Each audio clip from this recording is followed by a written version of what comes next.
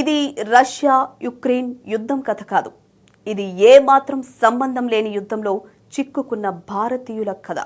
ఉద్యోగం కోసం, చదువు కోసం, మంచి భవిష్యత్తు కోసం దేశం దాటిన యువకులు తుపాకీ పట్టుకుని కథన రంగంలోకి దిగడం ఎంత దురదృష్టకరమో కదా. రష్యా యుక్రెయిన్ యుద్ధం భారత కుటుంబాల గుండెల్లో శాశ్వతమైన గాయాలు మిగిల్చింది. ఇప్పటికే 26 మంది భారతీయులు ప్రాణాలు కోల్పోయారు. ఇంకా 50 మంది రష్యన్ ఆర్మీలో చిక్కుకుని ఉన్నారు. మొత్తం 200 మందికి పైగా భారతీయులు ఈ యుద్ధంలోకి వెళ్లారు. వాళ్ళంతా విమానంలోకి ఎక్కినప్పుడు వారెవ్వరికీ తెలియదు అదే తమకు తిరిగి రాని ప్రయాణం అవుతుంది అని. కొన్ని కుటుంబాలకు రష్యా నుంచి శవపేటకొచ్చింది. ఇంకొన్ని కుటుంబాలకు DNA రిపోర్ట్ వచ్చింది. మరికొన్ని కుటుంబాలు ఫోన్ కాల్ కోసం ఎదురు చూస్తూ ఉన్నాయి. ఈ యుద్ధం ఎప్పుడు ముగుస్తుందో ఎవ్వరికీ తెలియదు.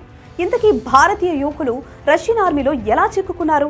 ఇది అర్థం కావాలంటే రియాలిటీలో జరిగిన రవి కథ తెలుసుకోవాలి. హర్యానాకు చెందిన 22 ఏళ్ల రవి మౌన్ కు ఒకరోజు కాల్ వచ్చింది. మీరు జాబ్ కావాలని మమ్మల్ని సంప్రదించారు కదా, మీకు రష్యాలో జాబ్ వచ్చింది. ట్రాన్స్పోర్ట్ డిపార్ట్మెంట్ లో వర్క్ చేయాలని ఓ దళారు చెప్పాడు. రష్యాలో జాబ్ అనడంతో రవి ఎగిరిగంతేశాడు. ఉద్యోగం కోసం రష్యా వెళ్ళాడు. కానీ అక్కడికి వెళ్లిన తర్వాత దీనే వేరు. అతను అనుకున్న జాబ్ కాకుండా రష్యన్ ఆర్మీలో చేరాల్సి వచ్చింది. చివరికి రవి ఉక్రెయిన్ లో ప్రాణాలు కోల్పోయాడు. అతని కుటుంబం దిక్కులేనిదిగా మారిపోయింది. రవిని తలుచుకుంటూ అతని తల్లి ఇప్పటికీ కుమిలిపోతోంది. ఇది కేవలం రవి కథ మాత్రమే కాదు. కేరళకు చెందిన బినిల్ బాబు స్టోరీ అయినా, రష్యా ఆర్మీలో పనిచేస్తున్న ఇతర భారతీయుల కథైనా ఇంచుమించు ఇలానే ఉంటుంది. దేశంలోని దళారుల చేతిలో మోసపోవడం, రష్యాలో అడుగుపెట్టిన తరువాత అధికారుల బెదిరింపులు, బలవంతానికి తలవంచి పనిచేయడం, తర్వాత ప్రాణాలు కోల్పోవడం ఇదే రొటీన్ గా మారింది. రష్యాలో ఉన్నత వేతనాలు, సురక్షిత ఉద్యోగాల వాగ్దానాలతో దళారులు పేద వర్గాలతో పాటు సామాజికంగా వెనుకబడిన కులాల వారిని కూడా